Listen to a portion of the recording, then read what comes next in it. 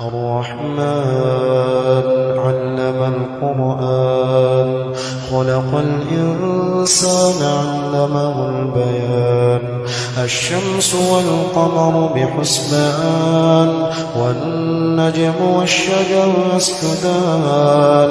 والسماء رفعها ووضع الميزان ألا تطغوا في الميزان وأقيموا الوزن بالقسط ولا تخسروا الميزان والأرض وضعها للأنام فيها فاكهة والنخل ذات الأكمام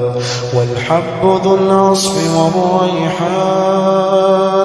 فبأي آلاء ربكما تكذبان خلق الإنسان من صلصال كالفخار وخلق الجان من مارج من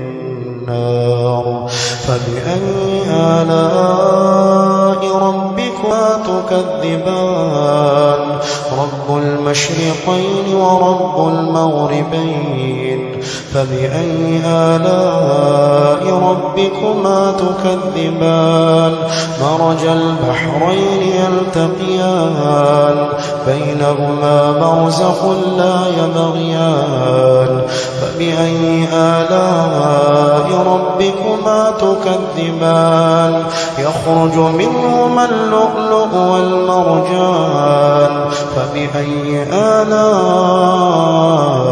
ربكما تكذبان وله الجوار المنشآت في البحر كالأعلام فبأي آلاء ربكما تكذبان كل من عليها فان ويبقى وجه ربك ذو الجلال والإكرام فبأي آلاء ربكما تكذبان يسأله من في السماوات والأرض كل يوم هو في شأن فبأي آلاء ربكما تكذبان سنفرغ لكم أيها الثقلان فبأي آلاء ربكما تكذبان يا معشر الجن والإنس إن استطعتم أن تنفضوا من أقطار السماوات والأرض فانفضوا لا تنفضون إلا بسلطان فبأي آلاء ربكما تكذبان يرسل عليكما شواظ من نار ونحاس فلا تنتصران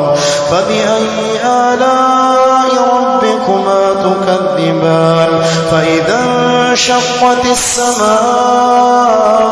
فكانت وردة كالدهان فبأي آلاء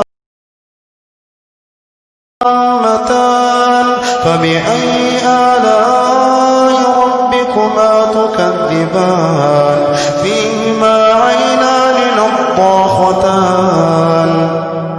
فبأي آلاء ربكما تكذبان فيهما فاكهة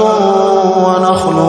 ورمان فبأي آلاء ربكما تكذبان فيهن خيرات حسان فبأي آلاء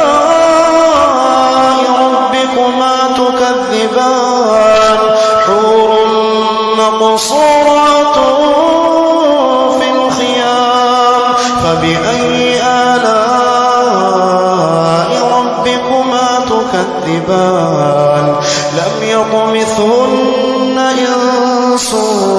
قبلهم ولا جان فبأي آلاء ربكما تكذبان متكئين على رفرف